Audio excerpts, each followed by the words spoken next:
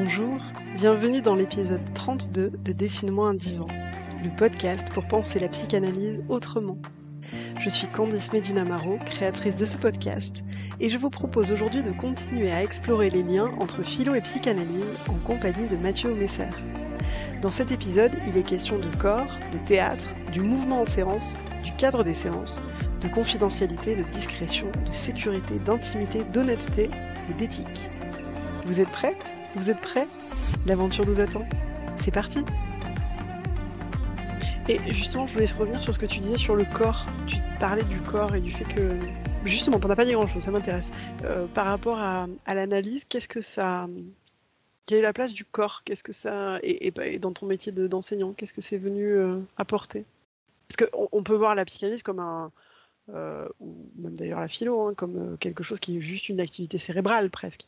Bon, bien même si le cerveau fait partie du corps, on est d'accord, mais c'est tout d'un coup le corps revient davantage sur le devant de la scène.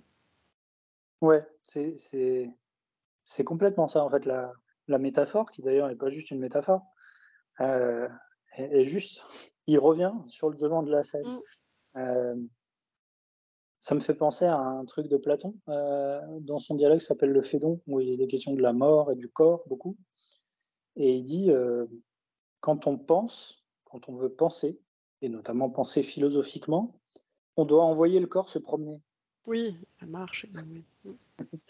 Et le problème, c'est qu'on ne peut pas envoyer le corps se promener sans aller se promener avec lui, en principe. Généralement. En un sens métaphorique, effectivement, c'est ce qu'on fait quand on pense. On met le corps au second plan. On fait un peu comme s'il n'était pas là. On s'assied, voilà, ou alors quand on fait un colloque universitaire, bon, les corps sont là, mais ils doivent attendre bien sagement pendant les conférences que le buffet soit servi une fois que la pensée aura affirmé ses droits. Et le corps, il passe un petit peu au second plan.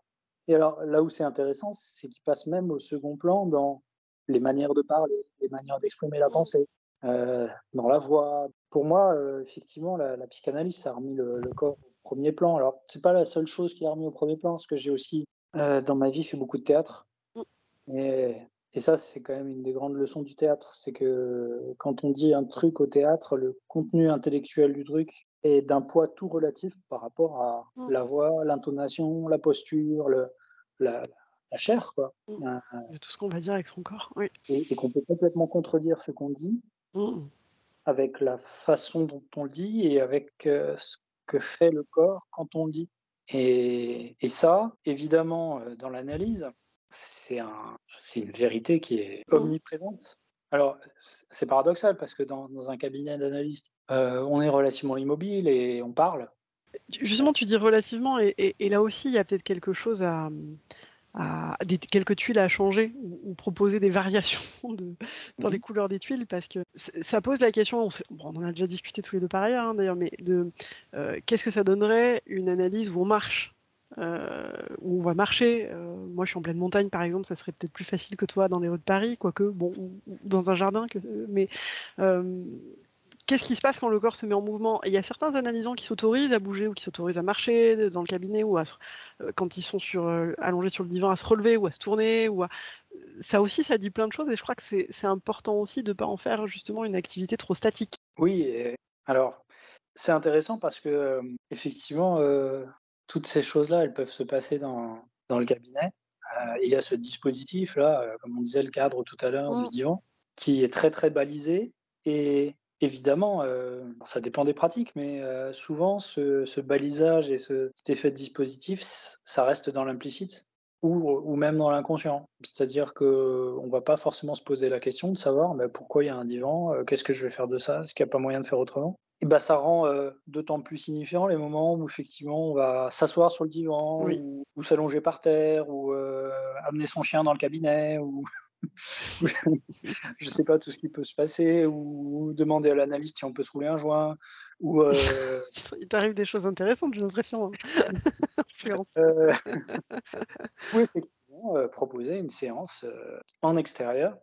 Effectivement, dans Paris, c'est compliqué. Euh, Bah, ou et alors quand c'est par exemple compliqué pour... c'est au téléphone aussi, je sais qu'il y a des personnes avec lesquelles je travaille au téléphone qui marchent, qui vont se balader, ou alors soit parce qu'elles ont envie de se balader ce jour-là, soit parce que des fois elles sont en vacances dans un autre lieu et que elles sont dehors. Et moi, il m'est arrivé aussi de faire des séances au téléphone dehors. C'est c'est assez intéressant aussi ce que ça convoque là, du corps, de la pensée, de ce que ça met en marche justement. Oui, parce qu'il y a tout ce qu'on fait, tout ce qu'on voit et que l'autre ne voit pas forcément. Mm. Encore plus quand c'est, par téléphone ou en visio, une séance, comme ça se fait de plus en plus. Et tout ça participe au sens, d'un côté comme de l'autre. Mm. Alors, et des fois, c'est intéressant parce que ça devient explicite, ça devient un peu voilà, une donnée de la réflexion Oui. et de l'échange.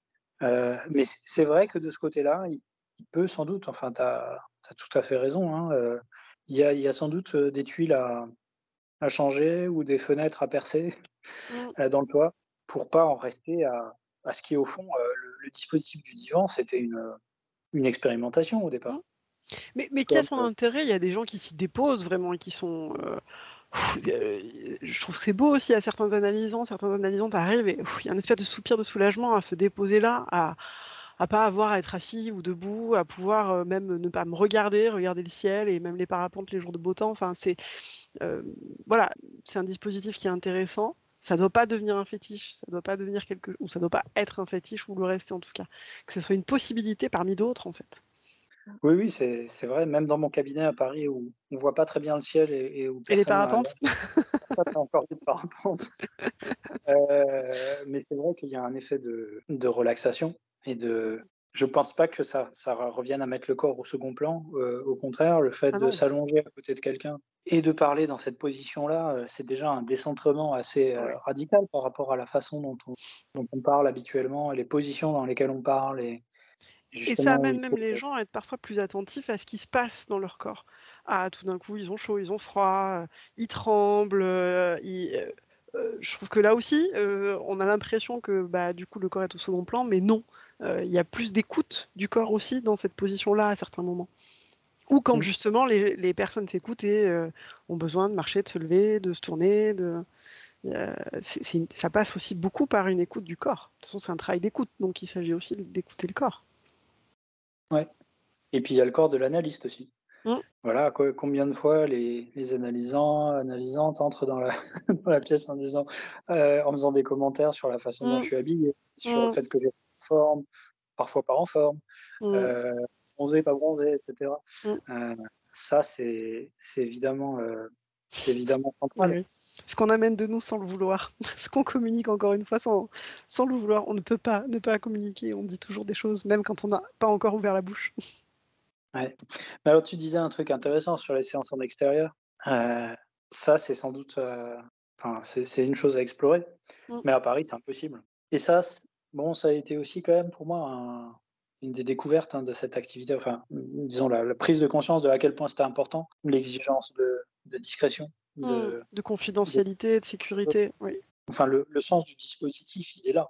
Alors on peut imaginer tout un tas d'autres, dispositifs, enfin il y a des formes d'analyse de groupe, il y a Mm. enfin toute forme de choses, imaginables, mais je crois que quand même quand on parle de psychanalyse, on parle d'un discours très intime Mm. Bien sûr. et ça peut pas, faire l'économie de la discrétion. Mm. Et dans le cadre Heu, quel qu'il soit discret et confidentiel et sécurisant. Oui. voilà et c'est ce qui fait que, ben, moi aussi quand je fais des séances par téléphone, je peux pas non plus me mettre n'importe où, même Bien si sûr. voilà, il faut que vraiment je sois à l'écart des oreilles, Mm. de qui que ce soit et ça aussi c'est le corps. Enfin, c'est très physique comme Mm. truc.